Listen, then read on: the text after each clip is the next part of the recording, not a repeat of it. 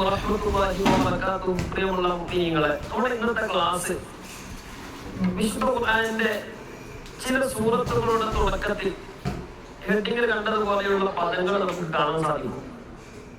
അത് ഓതി പരിചയമുള്ള ഒരാളെ സംബന്ധിച്ച് പ്രയാസം ഉണ്ടാവില്ല, സാധാരണക്കാരായ ആളുകളെ സംബന്ധിച്ച് ഒരു പക്ഷേ ആ അക്ഷരങ്ങളെ എങ്ങനെയാണ് ഓതേണ്ടത് എന്ന്, അല്ലെങ്കിൽ ഓതിയിട്ട് ശരിയാണോ എന്ന് പോലും നമുക്ക് കൺഫ്യൂഷൻ വരാൻ സാധ്യതയുള്ള ഭാഗമായതുകൊണ്ട് ഏകദേശം പദങ്ങളൊക്കെ ഇൻഷാ അല്ലാഹ് നമ്മുടെ ഇന്നത്തെ ക്ലാസ്സിൽ ഉൾപ്പെടുത്തിയിട്ടുണ്ട്. വളരെ സിമ്പിൾ ആയിട്ട് ആ ഓതേണ്ട രൂപം ഒന്ന് മനസ്സിലാക്കി കഴിഞ്ഞാൽ ഇൻഷാ അല്ലാഹ് നമുക്ക് വിശുദ്ധ ഖുർആൻ പാരായണം ചെയ്യുന്ന കാലത്തോളം അതിലൊരു കൺഫ്യൂഷൻ വരില്ല. അത് നമ്മള് മനസ്സിലാക്കിയാൽ മാത്രം പോരാ, അത് ഇടക്കിടക്ക് ഓതുമ്പോ ഇത് ഇന്ന ഭാഗമാണ് ഓതുന്നത് എന്ന് നമ്മുടെ മനസ്സിലേക്ക് കൊണ്ടുവരണം. അപ്പോഴേ നമുക്കത് പഠിക്കാനും അതുപോലെ തന്നെ നമ്മുടെ മക്കൾക്ക് അത് പറഞ്ഞു കൊടുക്കാനൊക്കെ സാധിക്കുകയുള്ളൂ. അത് എന്തുകൊണ്ടാണ് ഇങ്ങനെ ഓതാനുള്ള കാരണം എന്നുള്ളതാണ് നമ്മൾ മനസ്സിലാക്കുന്നത്. അപ്പൊ കൂടുതലായിട്ടൊന്നും പറയുന്നില്ല. ആവശ്യമുള്ള ആളുകൾ ക്ലാസ് കേൾക്കുക. ഇതിനു മുമ്പ് നമ്മൾ ഈ ക്ലാസ് കുറെ മുമ്പ് നമ്മുടെ ചാനൽ കഴിഞ്ഞു പോയിട്ടുണ്ട്. ഇൻഷാ അല്ലാഹ് ഒന്നുകൂടി റിപ്പീറ്റ് ചെയ്യുകയാണ്. ആർക്കെങ്കിലും വിട്ടുപോയിട്ടുണ്ടെങ്കിൽ അപ്പൊ അവരൊക്കെ ഉൾപ്പെടുത്തിയിട്ട് അവർക്ക് മനസ്സിലാക്കാം എന്ന് കരുതിയിട്ടാണ് ഒന്നുകൂടി വിശദമായിട്ട് പറയുന്നത്. ഇൻഷാ അല്ലാഹ് ഈ രൂപം നമ്മൾ മനസ്സിലാക്കി കഴിഞ്ഞാൽ വളരെ സിമ്പിൾ ആയിട്ട് നമുക്ക് അത് ഓതാൻ സാധിക്കുമെന്നുള്ളതാണ്. ഇതിൽ ആദ്യമായിട്ട്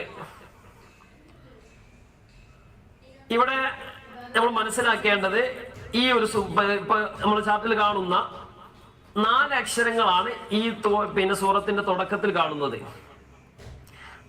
ആദ്യത്തെ അക്ഷരം ഏതാണ്? ഒന്ന് നോക്കി. ആദ്യത്തെ അക്ഷരം അലിഫാണ്. രണ്ടാമത്തെ അക്ഷരം ലാമാണ്. മൂന്നാമത്തെ അക്ഷരം മീമാണ്. നാലാമത്തെ അക്ഷരം ഏതാണ്? സ്വാദാണ്. ഈ 4 അക്ഷരം അതുപോലെ പറഞ്ഞാൽ മതി. ഇതാണ് ഇപ്പൊ നമ്മളെ ഒന്നാമത്തെ മെത്തേഡ്. ഒന്നാമത്തെ രൂപം ഇങ്ങനെയാണ്. അതിന്റെ അക്ഷരങ്ങൾ ഏതൊക്കെയാണോ ആ അക്ഷരങ്ങൾ അതുപോലെ പറയുക. ഒന്ന് പറഞ്ഞു നോക്കി. അലിഫ്, ലാമ്, മീം, സ്വാദ്. മീം അല്ലേ, സ്വാദ്, അലിഫ്, ലാം. ഇനി നമ്മൾ ശ്രദ്ധിക്കേണ്ടത് അലിഫ് അലിഫ് പോലെ തന്നെ പറയുക. അവിടെ നീട്ടാനുള്ള അക്ഷരമുണ്ട്, മദ്. അലിഫിന്റെ അവിടെ മദ്ദില്ല, അപ്പൊ അത് നീട്ടേണ്ട ആവശ്യമില്ല. ലാമിന്റെ അവിടെ മദ് ഉണ്ട്, അപ്പൊ ലാമിന്റെ അവിടെ മദ് ഉണ്ടായത് കൊണ്ട് തന്നെ അവിടെ മദ് കൊടുത്തിട്ടാണ് ഓതേണ്ടത്. ലാം, മീം, സ്വാദ്. ഇതാണ് നീട്ടേണ്ട രൂപം ഇങ്ങനെയാണ്. അപ്പോ നീട്ടാനുള്ള സ്ഥലത്ത് നീട്ടുകയും നീട്ടാൻ ഇല്ലാത്ത സ്ഥലത്ത് നീട്ടാതിരിക്കുകയും ചെയ്യുക. അത്ര തന്നെ. അക്ഷരങ്ങൾ അതുപോലെ പറയുക, നീട്ടാനുള്ള സ്ഥലത്ത് നീട്ടുക. പിന്നെ നമ്മൾ ഉച്ചാരണത്തിൽ എങ്ങനെയാണ് അക്ഷരങ്ങൾ? അലിഫ് അതുപോലെ പറയുക.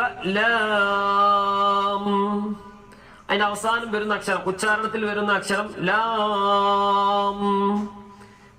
മീമാണ്, സുക്കൂനുള്ള മീമാണ്. ലാം. പിന്നെ അതിന്റെ ശേഷം വരുന്ന മീമ്, ഇവിടെ നമ്മളെ ചാർട്ടിൽ കാണുന്ന ആ പദത്തിൽ കാണുന്ന മീമ്. ഒരു അക്ഷരത്തിന് ഇപ്പൊ അലിഫ് എന്ന് പറയുമ്പോൾ അതിന്റെ അക്ഷരങ്ങൾ ഏതൊക്കെ? അലിഫ് എന്ന് പറയുമ്പോൾ ഉച്ചാരണത്തിൽ വരുന്ന അക്ഷരങ്ങൾ ഉണ്ടല്ലോ. ആ ലീഫ്, അലിഫ്, ആ ലീഫ്, ഇതാണ് അക്ഷരങ്ങൾ. അപ്പൊ അത് ഇവിടെ പ്രത്യേകം ശ്രദ്ധിക്കണം. അലിഫ്, ലാം എന്ന് പറയുമ്പോ അവിടെ നിന്നുണ്ട് ലാ, അതിന് ശേഷം ലാം, അലിഫ്, ലാം, അലിഫ്, ലാം. സുക്കൂനുള്ള മീമാണ്. അതിന് ശേഷം നമ്മുടെ പദത്തിൽ കാണുന്ന മീമുണ്ട്. അപ്പൊ ആദ്യത്തെ ലാം എന്ന് പറയുമ്പോൾ സുക്കൂനുള്ള മീമാണല്ലോ, മനസ്സിലായില്ലേ? അപ്പൊ സുക്കൂനുള്ള മീമിന്റെ ശേഷം പിന്നെ മീമ് വന്നു. ആ നിയമങ്ങളും നമ്മൾ ഒന്ന് ശ്രദ്ധിക്കണം. അപ്പൊ സുക്കൂനുള്ള മീമിന്റെ ശേഷം മീമ് വന്നാൽ ഇദ്ഗാമും ബിഗുന്നയാണ്, കൂട്ടി യോജിപ്പിക്കേണ്ട സ്ഥലമാണ്. അപ്പൊ ഒറ്റ മീമായിട്ട് ഉച്ചരിക്കും. ലാം, മീം, സ്വാദ്. ഒന്നുകൂടി. അലിഫ്, ലാം, മീം, സ്വാദ്, മീം. സുക്കൂനുള്ള മീമിന് ശേഷം സ്വാദ് വന്നാൽ അവിടെ ഇൽഹാർ ചെയ്യണം. സുക്കൂണുള്ള ആ ചാർട്ടിലേക്ക് നോക്കിയാൽ മതി, നമ്മുടെ മേലുള്ള ചാർട്ടിലേക്ക് നോക്കിയാൽ മതി. സുക്കൂണുള്ള മീമിന്റെ നിയമങ്ങൾ വളരെ സിമ്പിൾ ആയിട്ട് നമുക്ക് പഠിക്കാം. മീമിന്റെ ശേഷം മീമാണ് വന്നതെങ്കിൽ ഇദ്ഗാം ചെയ്യണം, കൂട്ടി യോജിപ്പിച്ച് അവിടെ മണിക്കേണ്ട സ്ഥലമാണ്. അപ്പൊ അവിടെ ആ ഒരു സ്ഥലമാണ് ഏത്? അലിഫ് ലാം മീ ല്ലേ? ആ മീമിന് ആദ്യത്തെ മീമിനെ രണ്ടാമത്തെ മീമിലേക്ക് ഇദ്ഗാം ചെയ്യും, എന്നിട്ട് മണിക്കുക. ലാം അവിടെ മദ് ശ്രദ്ധിക്കണം. അപ്പൊ അത് പ്രത്യേകം ശ്രദ്ധിക്കുക. അലിഫ് ലാം മീം സ്വാദ്. ഇടക്ക് നീട്ടാനുള്ള കാരണം മദ് ഉണ്ട് എന്നുള്ളതാണ്. പിന്നെ അതിന്റെ ഇടയിൽ വരുന്ന ഇഖ്ഫാവും, നമ്മൾ സാധാരണ ഖുർആൻ ഓതുമ്പോ ഉള്ള ഇഖ്ഫാവും അതുപോലെ ഇദ്ഹാറും ഇതൊക്കെ എന്ത് ചെയ്യുക, പ്രത്യേകം ശ്രദ്ധിക്കുക. പ്രധാനമായിട്ടും അതൊക്കെ ശ്രദ്ധിക്കണം. അതിനൊക്കെ പുറമെ പ്രധാനമായിട്ടും ഈ ഒരു കാര്യങ്ങൾ പറയാൻ പോകുന്ന വിഷയം അത് പ്രത്യേകം ശ്രദ്ധിക്കുക. മറ്റുള്ള ഇഖ്ഫാം ഇദ്ഹാർക്ക് എന്ത് ചെയ്യുക, അത് നമ്മൾ എല്ലായിടത്തും പാലിക്കേണ്ടത് പോലെ തന്നെ ഇവിടെയും പാലിക്കേണ്ടതാണ്. അപ്പോ ഒന്നാമത് പറഞ്ഞത് അക്ഷരങ്ങൾ അതുപോലെ പറയുക എന്നുള്ളതാണ്. രണ്ടാമത് മദ്ദുകൾ ശ്രദ്ധിക്കുക എന്നുള്ളതാണ്. ഇനി അടുത്ത ഉദാഹരണം പറയുമ്പോൾ നമുക്ക് ഒന്നുകൂടി പിന്നെ വേറെ ഒരു രൂപം കൂടി പറഞ്ഞുതരും. അപ്പൊ അതുകൂടി നമ്മൾ മനസ്സിലാക്കാം. അലിഫ് ലാം മീം അലിഫ് ലാം മീം സ്വാദ്. അത് മനസ്സിലായല്ലോ അല്ലേ? അടുത്ത അക്ഷരം ഒന്ന് നോക്കി. അടുത്തത് അലിഫാണ്, ലാമാണ്, റ ആണ് അല്ലേ? ഇതിൽ അക്ഷരങ്ങൾ നേരത്തെ പറഞ്ഞു, അക്ഷരങ്ങൾ അതുപോലെ പറയുക എന്ന് പറഞ്ഞു. അലിഫ് പോലെ പറയുക, ലാം പോലെ പറയുക. ലാം നമ്മൾ സാധാരണ ബ ല്ലേ, അതിന് നമ്മൾ സാധാരണ പറയല് ബ ല്ലേ, അലിഫ് ബ ത ഇങ്ങനെയാണ് ശരിക്കും നമ്മൾ പറയല്. അല്ലെങ്കിൽ പണ്ട് മുതൽ പറഞ്ഞ ഒരു ശീലുണ്ട് ബ ത എന്നുള്ളത് അല്ലേ. അതിലെ ത എന്ന് പറയുമ്പോ ഒഴിവാക്കിയിട്ട് ഈ ത ബ ഇങ്ങനെയൊക്കെ ഉണ്ടല്ലോ, ഇതൊക്കെ അതിൽ അവസാനിക്കുന്ന ഈ ഹംസയെ ഒഴിവാക്കി പറയാം. അപ്പൊ റോയില് ല്ലേ എന്ന് പറയുമ്പോൾ ആ എന്ന പിന്നെ അക്ഷരത്തെ ഒഴിവാക്കിയിട്ടാണ് പറയേണ്ടത്. ഒന്ന് പറഞ്ഞ് അക്ഷരം അതുപോലെ പറയുക. രണ്ട് മദ്ദുകൾ എന്ത് ചെയ്യുക, നീട്ടുക. മൂന്നാമത് പറയുന്നത് ഈ റാ പോലത്തെ പോലത്തെ ബ ഇല്ല എങ്കിലും അതുപോലത്തെ അക്ഷരങ്ങൾ വരുന്ന ഹ എന്ന് പറയുമ്പോൾ ഹ ല്ലേ, അതിലുള്ള ഹംസയെ ഒഴിവാക്കിയിട്ടാണ് പറയേണ്ടത്. അപ്പൊ ഹ എന്ന് പറഞ്ഞാൽ മതി. ഹ എന്നുള്ളിടത്ത് ഹ, ഹ എന്നുള്ളിടത്ത് ഹ എന്ന് പറഞ്ഞാൽ മതി. അപ്പൊ അതിന്റെ പദത്തുമ്പോ നമുക്ക് മനസ്സിലാക്കാം. അപ്പൊ ഒന്നുകൂടി ശ്രദ്ധിക്കുക. അപ്പൊ അലിഫ് അവിടെ നീട്ടണ്ട, ലാമിന്റെ അവിടെ നീട്ടാനുണ്ട്, നീട്ടണം. റാന്റെ അവിടെ എന്ത് ചെയ്താൽ മതി, റാ എന്ന് പറഞ്ഞാൽ മതി. സാധാരണ ചെറിയൊരു നീട്ടല് നീട്ടിയാൽ മതി. അവിടെ മദ്ദില്ലല്ലോ. അപ്പോ റാ എന്ന് പറയാതെ റാ ഒന്ന് പറഞ്ഞു നോക്കി. അലിഫ് ലാം റാ, അലിഫ് ലാം റാ, അലിഫ് ലാം റാ എന്നല്ല റാ, അലിഫ് ലാം റാ. تلك آيات الكتاب المبين. ونودي اوكي. ألف لام را. ألف لا مدن ألف لام را. ألف لام را. تلك آيات الكتاب المبين. അടുത്തത് പറഞ്ഞ നിയമങ്ങൾ ഓർമ്മ ഉണ്ടാകണം. പിന്നെ അക്ഷരങ്ങൾ അതുപോലെ പറയുക. അക്ഷരങ്ങൾ പറയുമ്പോൾ തന്നെ പോലത്തെ അക്ഷരങ്ങളാണെങ്കിൽ അതിലെ ഹംസയെ ഒഴിവാക്കിയിട്ട് വേണം പറയാനുള്ളത്. അതുപോലെ തന്നെ മദ്ദുണ്ടെങ്കിൽ മദ് നീട്ടിയിട്ടാണ് ഉച്ചരിക്കേണ്ടത്. അതല്ലെങ്കിൽ മദ് അങ്ങനെ തന്നെ, അത് പ്രത്യേകം ശ്രദ്ധിക്കുക എന്ന് മാത്രം. അപ്പൊ ഇവിടെ ആദ്യത്തെ അക്ഷരം അപ്പൊ എന്ന് പറയാതെ പിന്നെ രണ്ടാമത്തെ അക്ഷരം സീനാണ്. സീൻ സീൻ കേൾക്കണം. സീൻ. കാരണം ഇതിന്റെ ശേഷമുള്ള ഇനി പിന്നെ വേറെ അക്ഷരമൊന്നും ഇല്ല. അത് അവിടെ തന്നെ നിർത്തിയിട്ട് തന്നെ ഉച്ചരിക്കേണ്ടതാണ്. അപ്പൊ അവിടെ സുക്കൂന് കൊണ്ട് തന്നെയാണ് ഇനി വഖഫ് ചെയ്തിട്ട് ഓതിയാലും വഖഫ് ഇല്ലാതെ ഓതിയാലും. ഇപ്പൊ നമ്മൾ ഉദാഹരണത്തിന് തോസീൻ എന്ന് പറയുമ്പോ അതിന്റെ അവസാനത്തിൽ സുക്കൂണ നൂനാണ്, നൂനിന്റെ ശേഷം ത ആണ് വന്നിട്ടുള്ളത് അല്ലെ, തിൽക്ക. അവിടെ ആ നിയമം നോക്കേണ്ട, എന്ത് ചെയ്യണ്ട, ഇങ്ങനത്തെ പദങ്ങൾ വന്നാൽ അവിടെ മദ് ലാസിമാണ്. അല്ല പിന്നെ ഇവിടെ ഈ വരുന്ന സുക്കൂന് അവിടെ നിർബന്ധമായിട്ട് നമ്മൾ സുക്കൂനായിട്ട് തന്നെ ഉച്ചരിക്കേണ്ടത് നിർബന്ധമാണ്. അപ്പൊ അത് പ്രത്യേകം ശ്രദ്ധിക്കുക. അവിടെ വഖഫ് ചെയ്ത് ഓതിയാലും വഖഫ് ചെയ്യാതെ ഓതിയാലും ആ സുക്കൂന് നിർബന്ധമാണ്. അവിടെ വഖഫ് ചെയ്തു, ഇനി വഖഫ് ചെയ്യാതെ ഓതിയാലും തിൽക ആയാതുൽ ഖുർആൻ. അപ്പോ ഓതേണ്ട രൂപം തോ എന്ന് പറയേണ്ട കാരണം മദ്ദില്ല. തോ തോ തോ ചെറിയൊരു നീട്ടല്.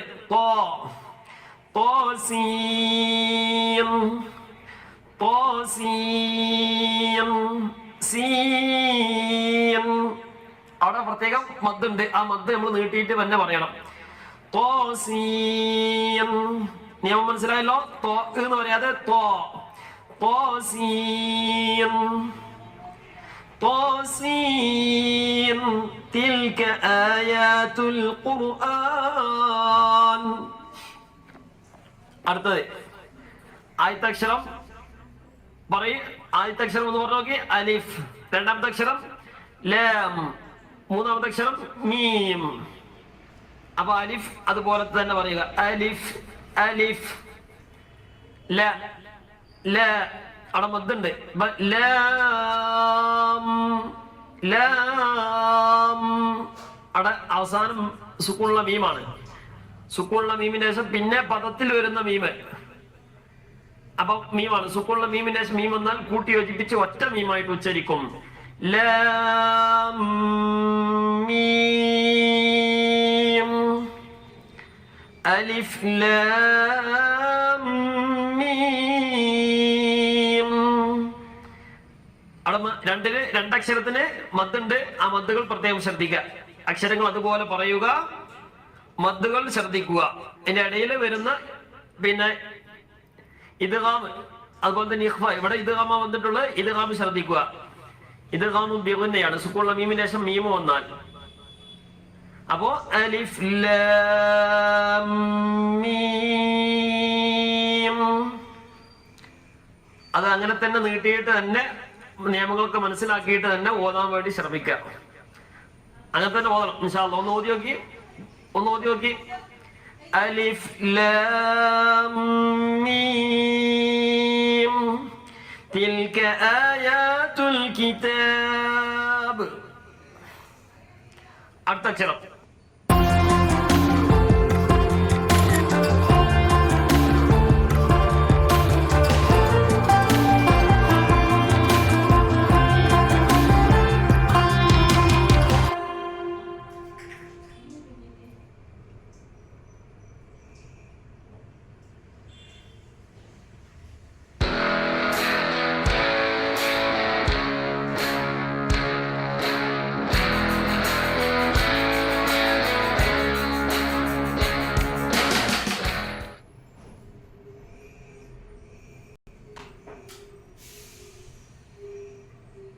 അക്ഷരം ഒറ്റ അക്ഷരം മാത്രമേ ഉള്ളൂ. ഏതക്ഷരം? ആഫാണ്. ആഫാണ് അക്ഷരം. പക്ഷെ അതിന് മേലെന്തുണ്ട്? മദ്ദുണ്ട്. അപ്പൊ എന്ത് ചെയ്യണം? നീട്ടിയിട്ടാണ് പറഞ്ഞത്. ഏതുപോലെ അക്ഷരം അതുപോലെ നീട്ടിയിട്ടാണ് പറഞ്ഞത്.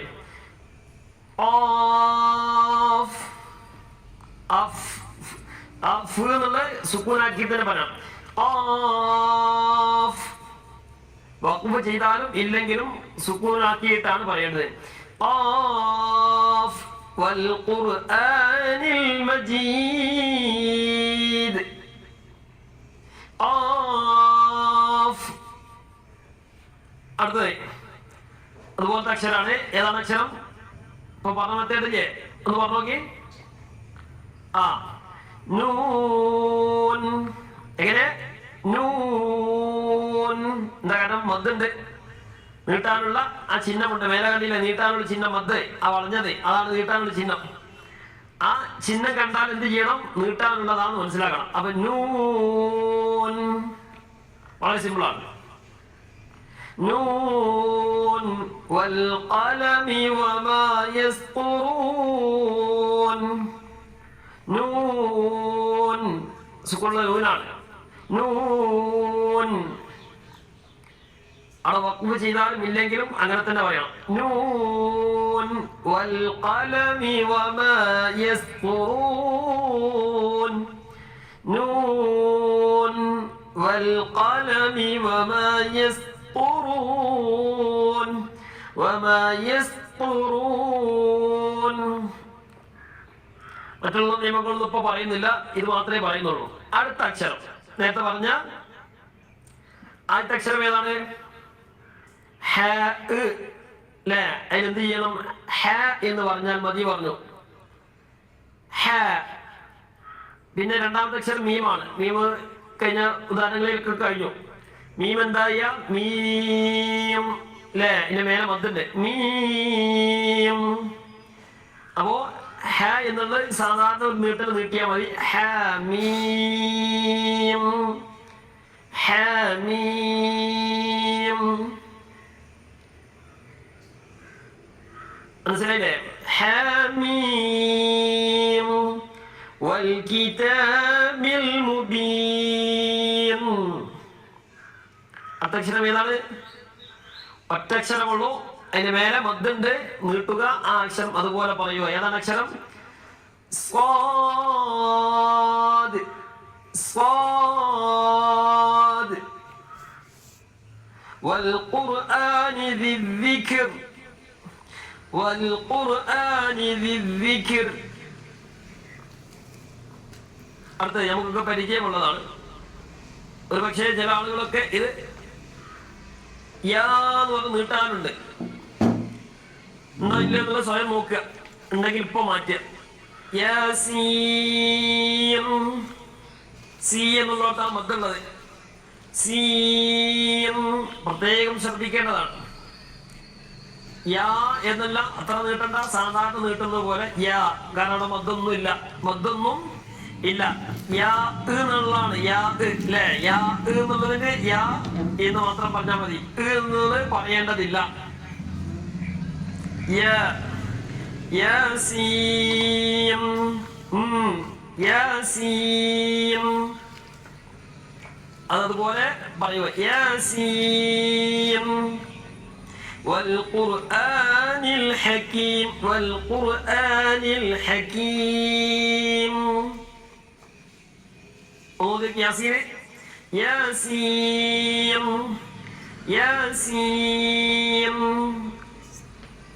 ياسين والقرآن الحكيم. والقرآن الحكيم. യാസീൻ. യാസീൻ അത് അതുപോലെ തന്നെ പറയാം ഇൻഷാ അല്ലാഹ്. അല്ലാഹു തആല തൗഫീഖ് നൽകട്ടെ. അത് ആരെങ്കിലും പ്രത്യേകമായിട്ട്, കാരണം എപ്പോഴും ഓതിക്കൊണ്ടിരിക്കുന്ന സൂറത്തായതുകൊണ്ട് തന്നെ വളരെ ശ്രദ്ധിക്കേണ്ട ഒരു ഭാഗമാണ്.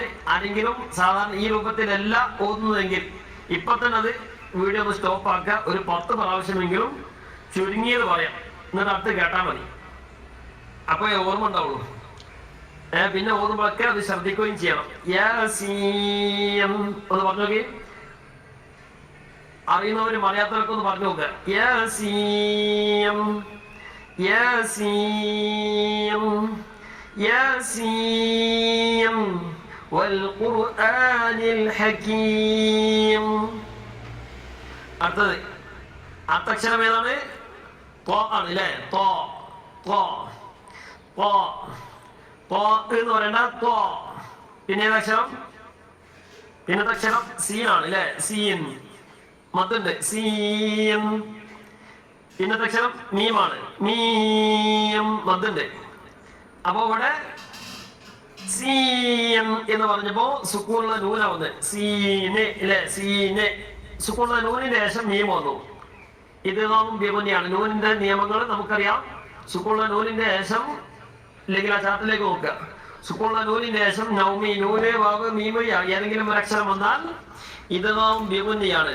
സീം മീം തോസീം തോസീം എന്ന് പറയാതെ, കാരണം സീൻ അത് മാത്രമല്ല, തോസീം തോസീം എന്നാ പറയല്.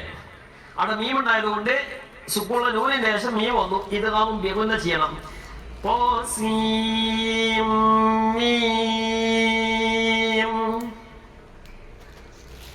മനസ്സിലായില്ലേ? ഓതേണ്ട രൂപം അക്ഷരങ്ങൾ ഓതേണ്ടത് പോ സി ഓ സീം മീം. അപ്പൊ ഇത് ആരെങ്കിലും പിഴവ് സംഭവിച്ചിട്ടുണ്ടെങ്കിൽ നേരത്തെ പറഞ്ഞതുപോലെ ഒരു 10 പ്രാവശ്യം പറഞ്ഞു പഠിക്കാം. പിന്നെ അത് മാറൂല.